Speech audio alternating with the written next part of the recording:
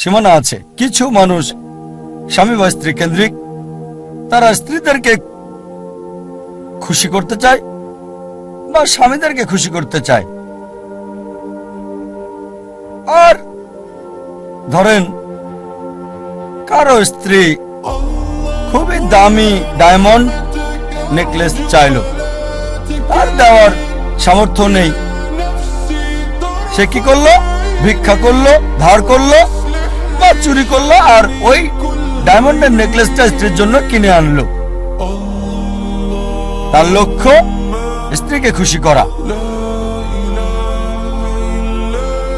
কিছু লোক সন্তান কেন্দ্রিক, সন্তানদের খুশি করতে চায়।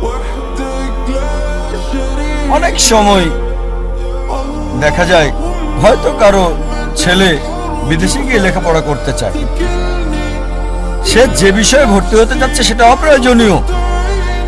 এটা তাকে দুনিয়াতেও সাহায্য করবে না, আখিরাতেও সাহায্য করবে না। তারপর কারণ ছেলে বিদেশে পড়তে চায়, এই লোক সম্পত্তি বন্ধক রাখে এবং ছেলেকে আমেরিকাতে পাঠায় আর বলে আমার ছেলে তো আমেরিকায় পড়ছে, যদিও তার লক্ষ্যটা হচ্ছে সে ছেলেকে আমেরিকাতে পড়াবে।